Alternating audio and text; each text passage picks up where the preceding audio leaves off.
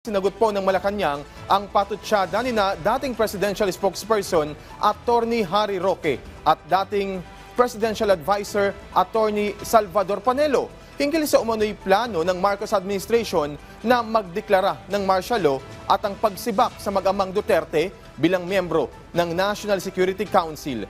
Si Clazel Pardilla ng PTV sa Balitang Pambansa.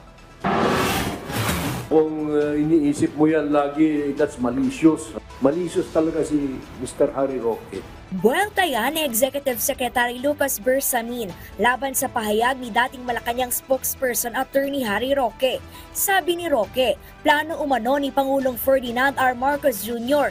na magdeklara ng martial law matapos alisin sina Vice President Sara Duterte at dating Pangulong Rodrigo Duterte bilang miyembro ng National Security Council.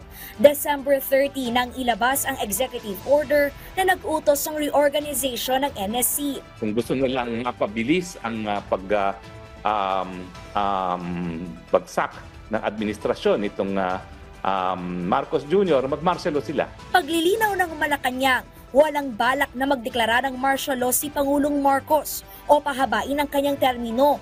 Tanging pagpapaunlad lamang anya ng bansa at kapakanan ng mga Pilipino ang prioridad ng presidente. What he has in mind is the economic prosperity of the country, the health and welfare of the people, especially those of the lower classes, and the prioritization of his legacy projects. Pinalagan din ng palasyo ang hirit ni dating Presidential Advisor Attorney Salvador Panelo matapos itong tawagin na dirty politics ang pagsibak sa mag-amang Duterte sa NSC. Panelo, during his time as presidential advisor, was also advocated the exclusion of then Vice President Leni Robredo.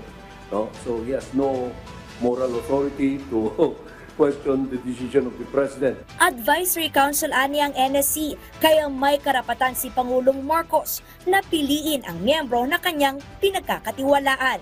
Mula sa PTV Manila, Clazel Pardilla, Balitang Pambansa.